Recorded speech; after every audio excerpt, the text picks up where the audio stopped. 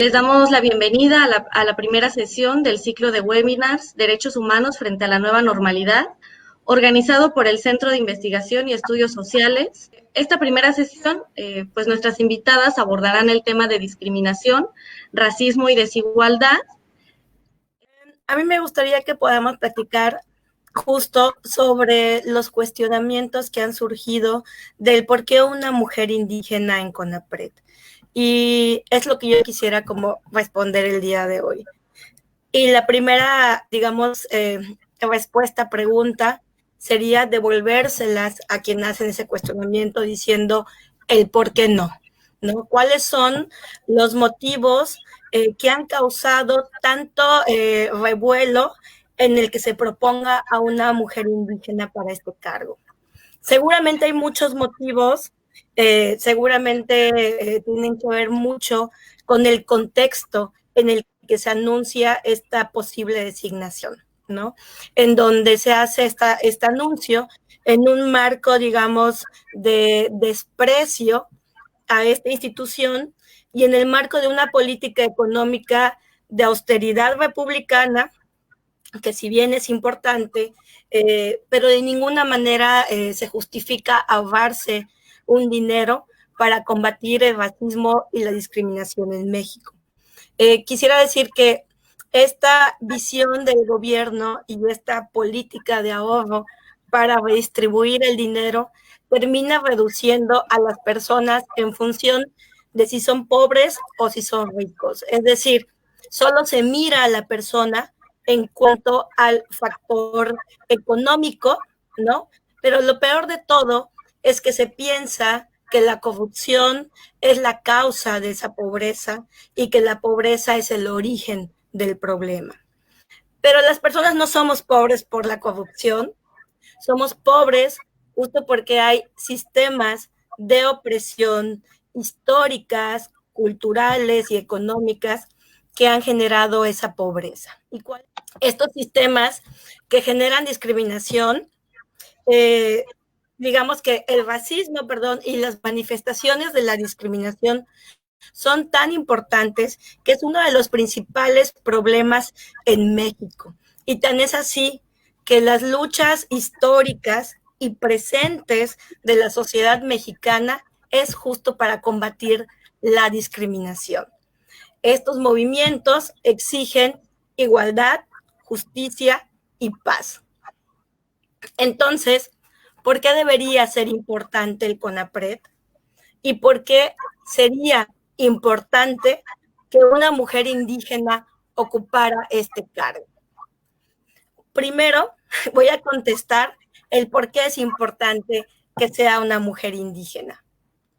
Y es que mi respuesta es que no tengo que contestar nada, ni justificar, ni argumentar siquiera el por qué una mujer indígena que nunca ha estado representada en las instituciones del Estado, en este momento se le esté cuestionando el por qué va a formar parte de una institución de gobierno. Lo que sí puedo decir es que los pueblos, sobre todo las mujeres indígenas, hemos luchado por cambiar un sistema racista, de género y un modelo económico injusto, desde la base de nuestra estructura, porque si no lo hacemos, desaparecemos. Nos ha tocado resistir, nos ha tocado sufrir muchas violencias y por eso entendemos muchas cosas que hay que modificar. No es un tema únicamente de indígenas, es un tema de múltiples discriminaciones, es un tema de otros colectivos y de otros grupos que han vivido también diferentes violencias que pueden ser parecidas, pueden ser iguales, pueden ser diferenciadas, etcétera.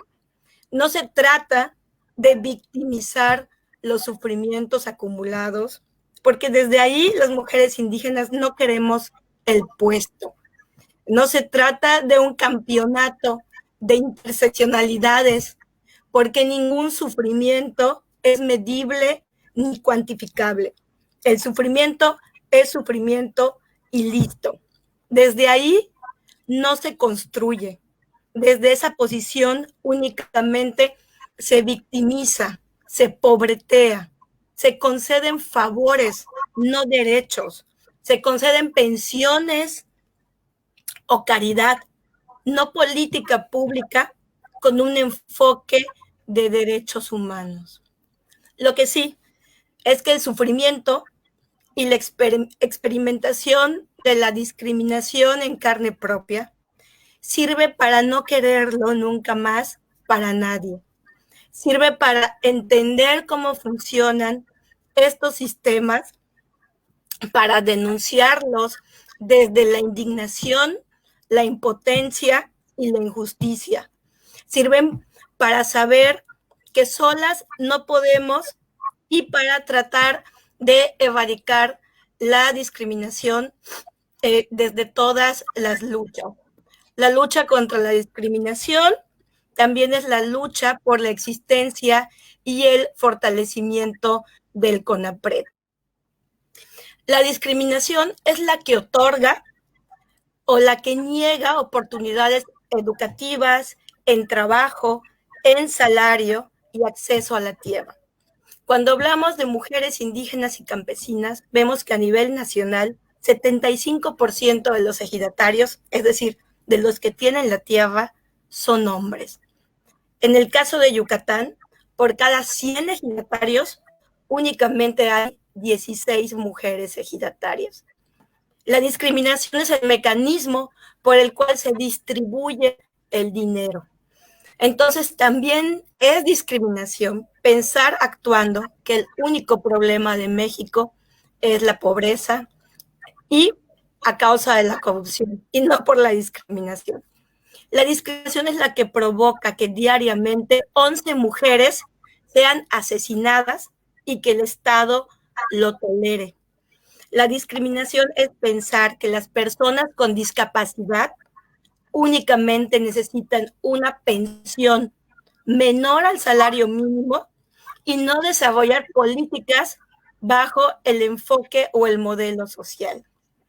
La discriminación se da cuando la migra, o los agentes de la migración y la Guardia Nacional detienen a personas indígenas por sus rasgos físicos, porque dicen que parecen guatemaltecos, guatemaltecas, y les hacen cantar el himno nacional, aunque solamente hablen su lengua.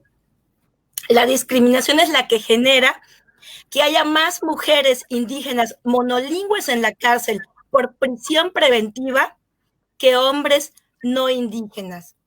La discriminación es la que provoca que en los censos del Estado no se levanten las encuestas a mujeres indígenas porque únicamente hablan su idioma.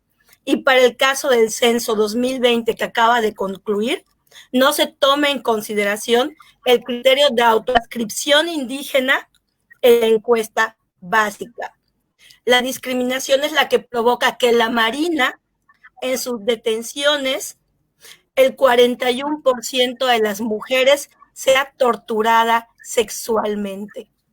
Es la discriminación la que opera en las acciones de un presidente que al decretar una austeridad republicana decide que es más importante un Tren Maya o una refinería que casi todo el presupuesto dirigido para promover los derechos de los pueblos indígenas, incluido el presupuesto de las más de 35 casas de las mujeres indígenas, que por cierto son el único programa con un enfoque de derechos humanos, género e interculturalidad al que pueden tener acceso los millones de mujeres indígenas que viven en zonas rurales.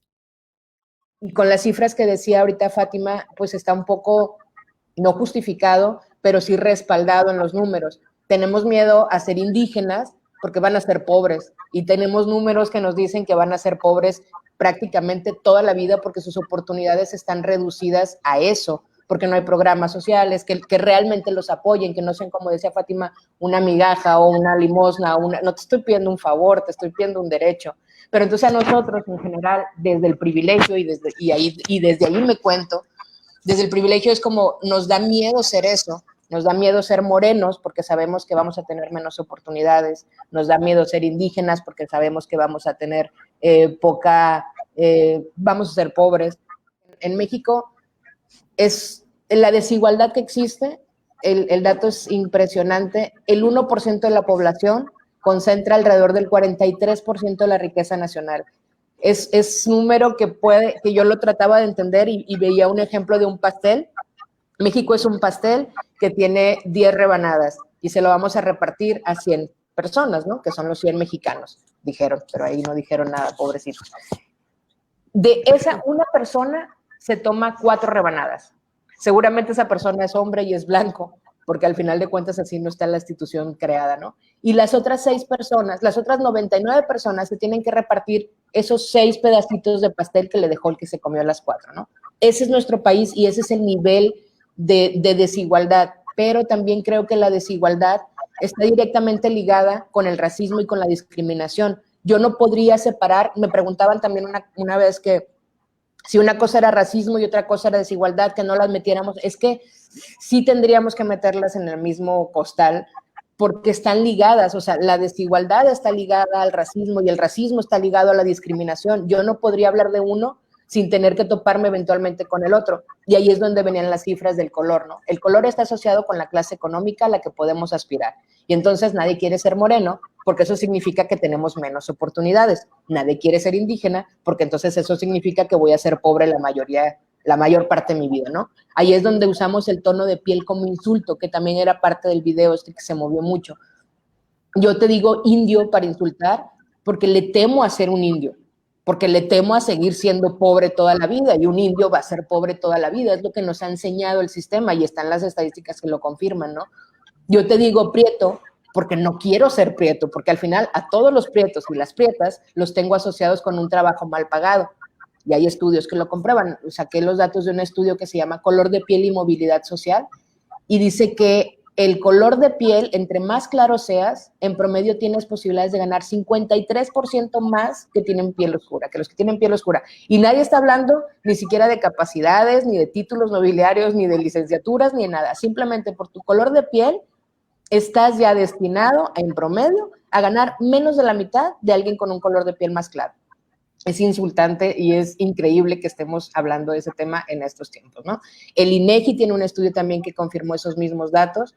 Las personas con piel oscura, el 34% trabajan en actividades de apoyo, es decir, es la muchacha, es el señor que me ayuda, es el jardinero, son todos estos trabajos que hemos demeritado y que los hacemos menos porque sabemos que no vas a salir de pobre o que es muy poco probable salir de pobre siendo jardinero. Y tenemos una cuestión aspiracional que además es muy válida. Nadie quiere ser pobre, nadie quiere ser jodido. O sea, no tienes por qué asumirte como voy, pero eso no está mal. No, sí está mal porque no quieres serlo, ¿no? Entonces el color de piel más claro de entrada ya te da un montón de ventajas por sobre los otros sin antes haber hablado de ninguna cuestión de educación.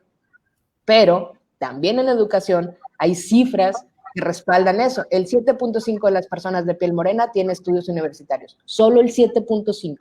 El 26% de las personas con un tono de piel más clara son las que pueden acceder a la universidad, y ahí volvemos a ligarlo con pobreza, con accesos, con oportunidades. Y sobre el asunto de las frases y de los insultos y la discriminación y este miedo, porque ni siquiera pensaría que es odio, sino es miedo. Tal vez ahí por eso está correctamente cuando hablamos de homofobia y de fobias en ese sentido, porque sí, en el fondo es un miedo. Pero hemos normalizado tanto estas frases y estas acciones que cuando nos las dicen nos enojamos porque pensamos que es algo de nuestra cultura. Es una cuestión cultural. Yo por cultura le digo así porque así le he dicho todo el tiempo. Sí, pero no. O sea, no nos abrimos siquiera la posibilidad de que podemos estar insultando o de que podemos estar atacando o de que está mal decirlo así. O sea, de que hay gente que lo considera ofensivo, que lo considera un menosprecio, que las palabras tienen una carga emocional y las palabras solas, para mí, y sin ser experta en nada, ¿no? Que quede claro. Las palabras solas para mí no significan nada.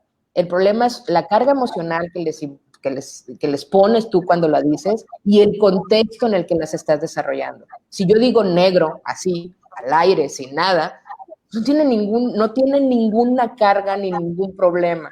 Si yo digo negro a una persona tratando de hacerlo sentir menos o demeritando cualquier cosa que esté haciendo por el hecho de que su color de piel es oscuro, entonces la que tiene un problema soy yo, no el de piel oscura, ¿no?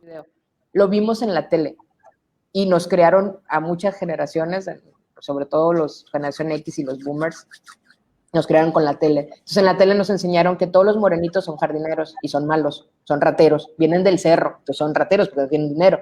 Y todos los güeritos son ricos, son empresarios.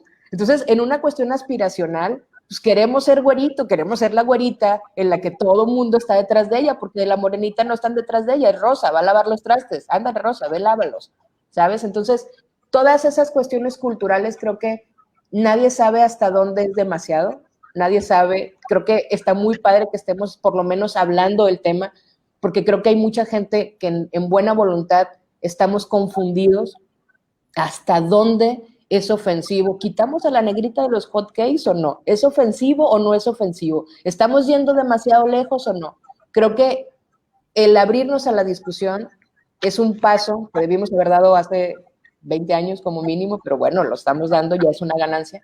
El abrirnos a la discusión en qué ofende, qué no ofende, por qué discriminamos, por qué seguimos hablando de ese tema, ya es un avance y está interesante que podamos escuchar voces de todos lados, pero que nos permitan dialogar, ¿no? Que nadie se crea con la verdad absoluta y esto está mal, esto está bien. Pues no, hay una gama inmensa de grises en esos malos y buenos, que creo que ahí es donde tendríamos que encontrarnos, ¿no? Encontrarnos en algún punto gris que pueda ser una convivencia un poquito más pacífica, ¿no?